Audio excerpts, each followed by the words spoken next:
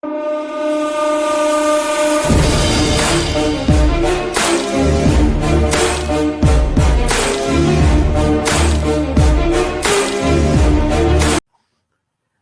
is Rehan from Talk Boxing Media here with the one, the only Alfie Classy Clegg 5-0 boxer. How you doing, Alfie?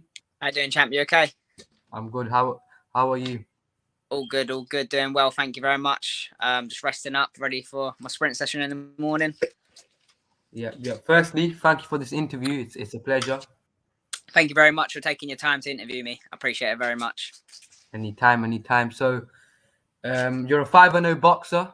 I just want you to tell me your first boxing memory, how you got into boxing. What was the story of you getting into boxing? So I got bullied when I was younger. So I started bullying. I started getting bullied when I first started secondary school, about year 8. And I got into boxing from there. And boxing ever since has been the thing that changed my life around completely, you know. So give me confidence, made me grow into the man I am today. And it just changed my life completely. You know, boxing is such a great sport, and it's good to get into young, old, any age. You know, it's good fitness and good for your lifestyle. You know, boxing has many positives, has many negatives. You know, such as teaching you discipline. Tell me the struggles of boxing, the negatives of boxing, and also the positives.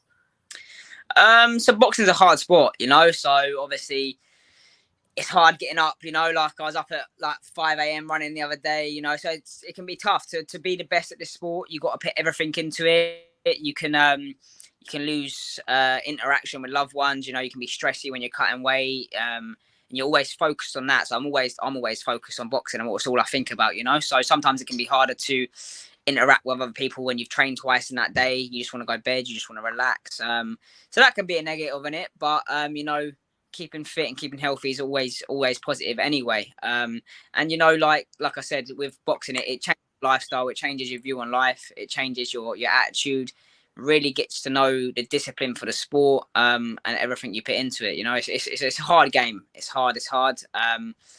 But I love every minute of it. I love putting the hard work in. I love getting up. I love doing the sprint work. So it's a great sport. It's amazing. Yep. So just tell me your favorite boxer from the past and from the current. Okay, so my favorite boxer from the past would probably be Muhammad Ali. But then again, recently I've been watching James Lights Out Tony, so I love his shoulder rolling and stuff. You know, his slickness as well. The shoulder rolls and that I can't get enough of. I've been watching it quite a lot. Actually, shout out to Xavier Miller. He's the one who told me to start go watching him. You know, present, my favorite boxer. My favorite boxer present would probably have to be Lomachenko, or Haney. You know, just a skill, the boxing side of it. You know, hit and don't get hit, moving. That's just sort of that's my side of it. I love to move my head. I love to showboat a little bit. So yeah, I love boxing in the terms of hit and go, don't get hit. You know. Yeah. Onto yourself now. Onto your career. You're 5-0. You know, what have you learned in your first 5 fights? What have you done right? What have you done wrong? Obviously, there's always room for improvement. What have you made of your first 5 fights? So yeah, it's an interesting one. So my first fight was actually a super flyweight. I felt amazing for that fight. I had fun. I showboated. Enjoyed it very much. You know. And then going into my second fight, I actually fought at featherweight.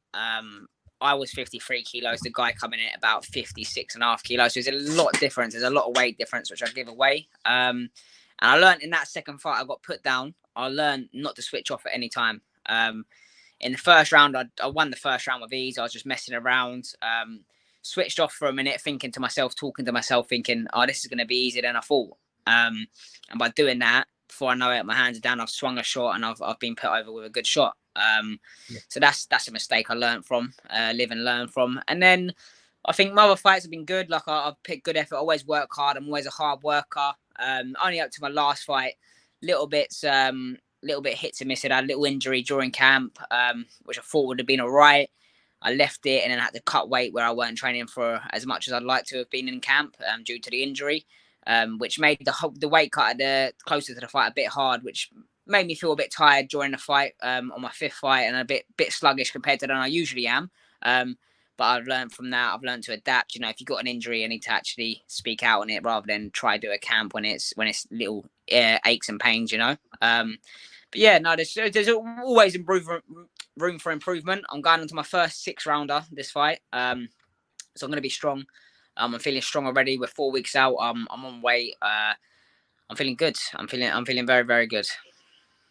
Yep. So as you just said there, you've got a fight on the February 11th, I believe. Yeah, February 11th. That's correct. Yeah. So you got anything on your opponent, or do you know anything about him? I think the opponent has just been accepted today by the Boxing Board of Control. I haven't seen anything or had a look into it too much. I'm sure I'll hear from my coach over the next couple of hours to see and speak about the opponent and what's going on. Yep. So what do we expect from you on the 11th of February? Anything new? Classy Clegg, always classy Clegg. You know, bit of fun, bit of playing. Working with a new strength and conditioning coach, which is I think helping quite a lot. Obviously, I'm actually getting sessions in hand now with someone. Building my strength up, building my speed up. I think that's helping a lot, and yeah, I'm looking forward to it. I'm feeling great already. Like I said, I'm just under 4 weeks out, and I'm feeling great. Been putting hard work in already. Like I said, tomorrow morning I'm up again sprinting the nasty hill I done last week. It was a pain, but it's gonna be fun. It's gonna be smashing it down, raining, I'm sure. Heavy winds I've seen as well, but it's gonna get through it and push through it. So I'm looking forward to that. Yep. So you're promoted by Dean Whyte. Tell me how influential he has been to your career. Because obviously he's on a journey as well, like you are, to reach the top. Tell me how Yeah. influential he's been to you and your career. Yeah, Dean's a great man. You know, I've got a very good relationship with Dean. He was actually down at my gym the other day, come to see some of the kids sparring who I teach and stuff. So we had a little catch up then, talked about the future, talked about going forward. So he's got his eyes set on big things. He's got maybe like 6 shows this year or something. Something crazy. He's got a lot of shows this year. Talking about America. He's talking about going out to different countries and having fights. So yeah, Dean's a very good friend of mine. We've got a good relationship, and I'm looking forward to the future. What holds for him and what it holds for me, because yeah, we're on the same path now. We're sort of talking all the time, and he's got his eyes set on big things for me. You know, every boxer's goal is to become a world champion. You know, but obviously, I believe your goal is to become a world champion as well. But it's about the journey you take to get there. Are you trying to get it slowly, or just like trying to build up, like so get English title, British title, European title, Southern area Yeah, title? I'm 23. I'm young. I'm learning on the job. I had a lot of years out of boxing. From 16, I stopped boxing to the age of 20. So I had 4 years vital of competing. I need 24 amateur fights. So yeah, I had 4 years out of not boxing and getting involved. So I'm taking my time. But my main goal is get in there, start winning some titles. Hopefully fight for a title middle of this year. Get this 6 round out of the way. Get a nice solid win, and then yeah, I think British title is one of my main goals. I'd love that. It's the home of boxing, so I'd love to get that in my hands. Love to get that in my hands and win that, and then we can push for bigger and better things. But I'm going to be the best flyweight out there, 100%. I believe in my talent. I believe in my skills. I believe in what I can do.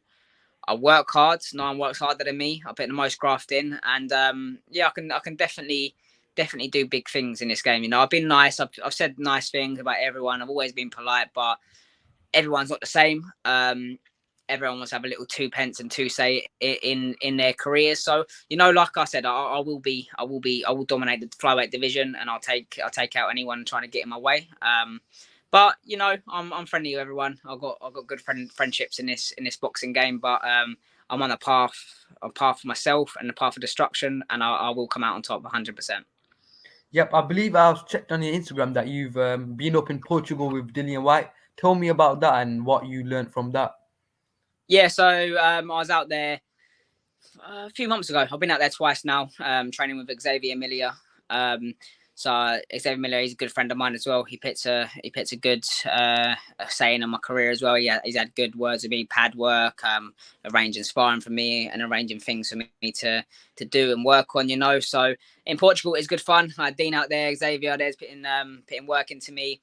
It was hard training out in that heat, but it was good fun. And then obviously Dillian was in camp for Fury at the time. See him, got some photos of him and stuff. So it's good. It's good experience to get out there and get involved with it all. Yep. So you're in a packed division. You know, you've got s.edwards, you've got other fighters abroad such as Julio Cesar Martinez. You know, who do you see in the top dog in that division? Sonny's the top dog, I'd say. He is. He's a good boxer. He's like me, hands down, showboating.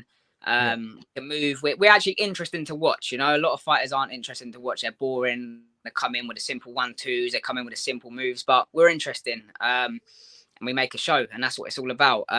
You got to be different in this sport. You got to be a bit of character. You got to be nice. You got to be polite. And I think with character comes a good following. And like I said, it's about building that platform. But at the moment, yeah, Sonny sits at the top for me. And yeah, I'm looking forward to building my success down this flyweight journey. Yep. So there's I'm gonna name some upcoming future fights in boxing across other divisions, and you're gonna tell me your prediction and your thoughts on them. Yep. Yep. So first fight, you've touched on it a bit. s.Edwards versus Julio Cesar Martinez. So that'll be a good fight. That'll be a good fight. I've seen Martinez. I've seen him.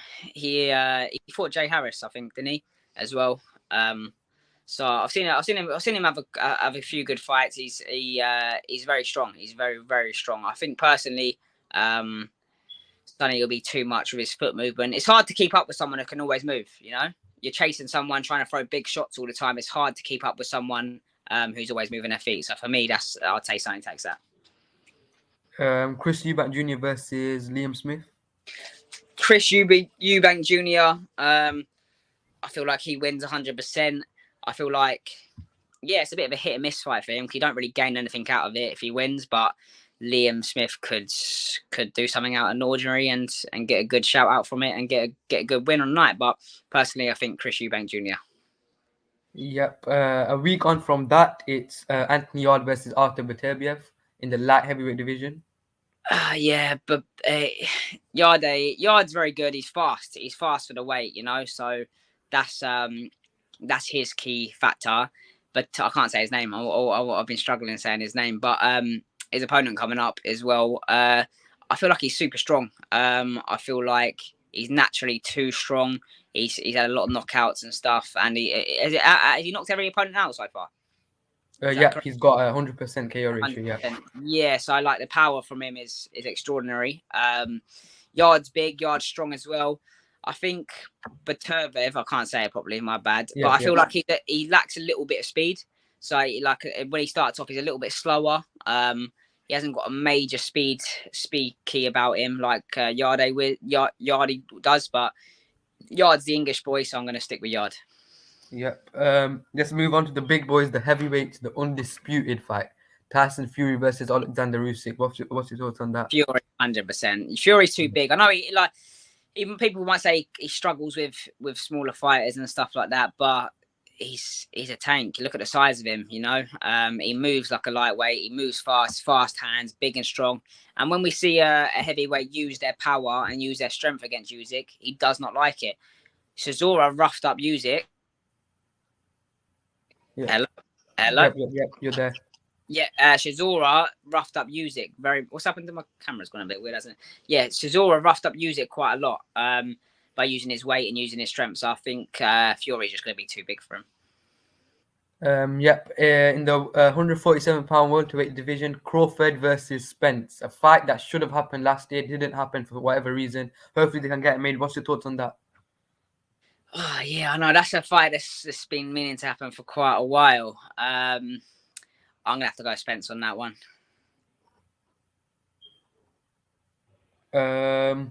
Let's move on to a fight that's Eddie Hearn has said he will make in the summer. He wants to make in the summer. That's a rematch between Anthony Joshua versus Dean Whyte. You know, I've said personally in the rematch, I think I've always said it that Dean Whyte can come back and get that revenge on Joshua. I don't think Joshua is nothing special. He's very robotic. He hits hard, you know, everyone knows that. But when he gets caught or goes on to the later rounds, he always tires. So, you know, I feel like if Whyte comes out strong, I feel like he could get the win. Yep. Let's go overseas in America again. Ryan Garcia versus Tank Davis. I'm split on this one, to be honest. Like at the moment, after Davis's last performance, you know, it split my decisions. I was Davis for ages. I was always Davis. But after his last performance, I've sort of just split down the middle. I'm not going to say on that one too much. I just think Ryan Garcia's speed could come into power, could come into play in this fight. If Gervonta doesn't get him out of there, but Gervonta is very strong. So I'm sort of split on that one. I'm 50-50 at the moment on that fight. Yep. I asked you your favorite boxers current, and you named Lomachenko and Haney. These two are hopefully going to get it on in this year. What's your thoughts on that fight? I think Haney could get the win. You know, Lomachenko, he's a bit older. So I think this is what's playing on his career at the moment, is his age is coming into it a little bit. 4 years ago, I'd have said Lomachenko would have won all day long. You know, when he first started out his pro journey and stuff. He come straight in the deep end, didn't he, and fought for a world title and stuff like that. I feel like he's the best to do it. But the only factor of it is the age of it. Could be playing on him a little bit, but we'll see. You know, see him on his next performance, see how he looks and stuff. But yeah, I'm 50-50 on that one as well. They're both great fighters. Who do you see top in that 135-pound division? Is it, you know, it's a packed division. Haney, you got Tank, you got Garcia. Personally, out of all the young bucks, apart from Lomachenko, like I said just then, I believe you can hear my dogs arguing right now. I believe Haney Haney's like a next generation Mayweather. You know, he just sticks to the game plan, don't get drawn in, sticks to his slick boxing, gets the points, fight. So I think he overtakes them all and beats them all, to be honest. Yep. A fight which all British fans want. It's not happened yet, and for whatever reason, it's been tried to be made many times, and that's in the heavyweights, the Anthony Joshua versus Tyson Fury. I know that's same as like you know, your Spence v Crawford. It's just one of them fights that keeps dragging out. Same as when like Manny Pacquiao and Mayweather was when a fight, it just drags out and drags out and drags out. It will happen when the money's right and the timing's right. Fury will win though, 100%. Yep. So you got anything else you want to plug or anything else you wanted to say? Yeah, so I'd just like to shout out to all my sponsors. They're supporting my career. They're keeping me going. They're keeping this whole journey possible and making it all life, all this whole boxing life, all real to me. And they're just supporting me to the end, everything, thick and thin. You know, I've obviously got Guildford Removal Services. I've got Clean Cut Barbershop. I've got Step Correct Guildford, Hillside Lounge, King G Apparel, and then I've got Alex's Calf as well. They've been on very beginning, and then I've also got another sponsor. I'd like to shout them out. They've come on just for this fight. They're sponsoring me now just for this fight, which is good. You know, paying towards my strength and conditioning and things like that of this camp. And they are Caveman Bullies. You know, he's a good friend of mine. He breeds dogs. He's got amazing dogs. He's got pocket bullies. He's got Frenchies. He's got American bulldogs. You know, he's got all kind of dogs, and he breeds them. And he's actually got dogs of his own there right now, which he's looking to expand and breed. So I'd like to shout his page out if anyone's looking to get into any dogs or get into dog breeding or want someone studied, then contact him because he's the man to contact 100%. Yep. So you're fighting on the February 11th. Yep. Tell the fans what to expect, why they should tune in, why they should buy tickets. I think Dean Whyte shows do be on YouTube. I think on Boxing King Media. I think. Yeah, they can be on a couple of different platforms. They'll be live. So people can watch it. Most of my people who don't kind of tend to watch it live, you know. Tickets and stuff. I've got tickets in hands. I'm dropping off anywhere. Anyone who wants to come support me, I appreciate it very much, and I'll come to you to drop the tickets. You know, boxing's a hard sport, and without ticket sales at the beginning of my career, where I'm not on a TV platform, it's all about ticket sales. So I've got to cover all my costs by selling tickets. You know, and then just push on from there. So everyone who comes and buys a ticket, I cannot thank you enough. All your support is very, very much appreciated every single time. And I can't thank everyone enough. You know, like I said, it's a hard work, hard game. People spend their hard money, which they've earned, to come support me and have a night out and come watch me boxing, spending their time of their evening to come support me. And I appreciate every single one of you, especially those who share my posts, re-tag me and stuff, always commenting, liking it. It means the world to me, and I can't thank you enough. Yep. So, Alfie, we've come to the end of this interview. Thank you again for this interview. Hopefully, wishing you the best and go get that W on February 11th and moving on to bigger and better things. 100%. Thank you so much for your time. I appreciate you very, very much. Thank you. Thank you, champ. Speak soon. Thank you, mate. Bye-bye. Right.